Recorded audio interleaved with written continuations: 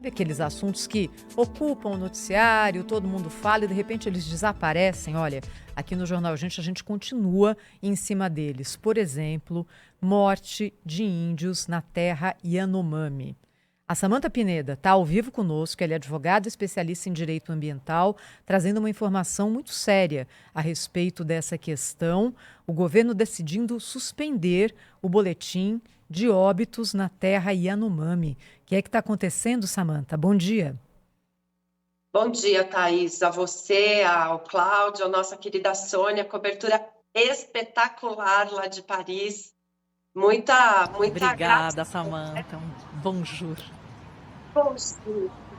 Olha, eu fico muito sair de um assunto tão feliz, tão lindo, né? A gente falando aí da maratona, para vir para um assunto que a gente não pode deixar passar, como você falou, Thaís. A gente está acompanhando desde quando foi feito todo todas aquelas apreensões, estouraram garimpos dentro das áreas Yanomami. A terra Yanomami é a maior reserva indígena do Brasil e existem diversas denúncias a respeito disso. E nesse momento em que a gente está, inclusive, falando muito de Venezuela, a gente precisa prestar atenção para aquela fronteira de lá. O estado de Roraima não consegue entrar nas áreas Yanomami. Tem dificuldade. Com várias outras áreas indígenas no estado, eu estive pessoalmente com o governador, eles têm programas de desenvolvimento dessas áreas indígenas, ensinando alguns tipos de culturas integradas, a mandioca, junto com eucalipto, reflorestamentos, enfim. Na área Yanomami, há uma dificuldade muito grande de se entrar, de saber o que está acontecendo. E nós estávamos acompanhando muito atentamente os boletins do Ministério da Saúde. Lembrando que nós tivemos, desculpa, gente, Brasília está um deserto, viu? Não é, Cláudio? 17% de umidade aqui, está parecendo o Saara. Enquanto isso... Aqui também não está fácil, viu, Samantha? Paris também está muito seco, ó. Ó minha aguinha aqui, ó. Sempre a gente tem que se armar e hidratar muito. Você sabe que foi com Brasília que eu aprendi, viu, Samantha? Viu, Cláudio? O Cláudio sabe disso, porque você não toma água, você tem que tomar mesmo não tendo sede, porque daqui a pouco começa a dar uma dor na cabeça. Mas vocês já sabem esse truque faz tempo. Tem um litrão aqui do meu lado e uma fumacinha aqui que é para ajudar a equilibrar um pouco. É um período muito duro esse aqui em Brasília. Tem toda a razão, Samantha. Bom dia. Obrigada, gente. Fica o alerta aí para o pessoal, né? Mas nós vínhamos, então, acompanhando os boletins do Ministério da Saúde com relação às mortes dos índios Yanomami. Todo mundo viu, a gente, inclusive, cobriu. Os indígenas em condição de desnutrição e etc. A gente discutiu aqui na época, dizendo, não é de hoje, esse negócio já vem de muito tempo. Adultos subnutridos estão lá pelo menos há 20 anos com aquela subnutrição. Cláudio fez essa observação. Mas o que aconteceu? E é isso que nos choca, né? Já não é a primeira vez que o Brasil tem uma postura assim. Como aconteceu no último boletim, que foi divulgado agora em fevereiro de 2024, referente aos dados de 2023, um aumento nas mortes dentro da aldeia, ou seja, nós tivemos 363 mortes no ano de 2023, o que é um aumento de 6% em relação ao ano anterior. O que o governo decidiu fazer? Suspende os dados, a gente não vai mais divulgar os boletins.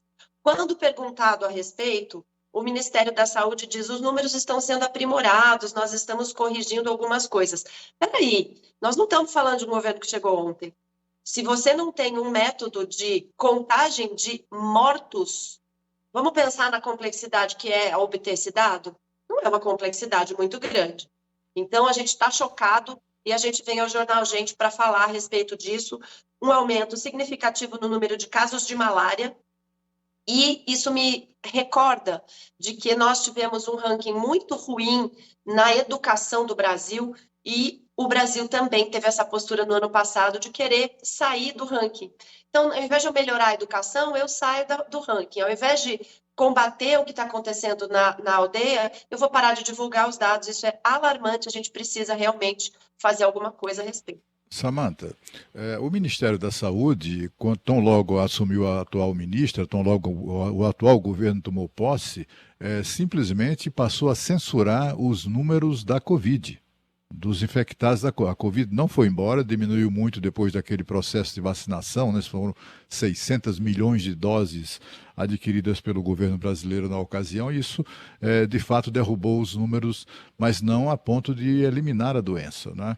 E, no entanto, desde fevereiro do ano passado, que o Ministério da Saúde esconde os dados da Covid, que só são disponibilizados no site daquele Conselho Nacional, né, dos secretários estaduais de saúde. Eles é que fazem o acompanhamento, estado por estado, fazem a soma, etc., e divulga esses números. O Ministério da Saúde, agora, recentemente, no episódio da dengue, também se manteve ali numa atitude até negacionista em relação à doença, que só ajudou ao crescimento das vítimas de dengue, inclusive vítimas fatais. É um momento muito difícil esse que o Brasil vive do ponto de vista sanitário, não é, Samantha?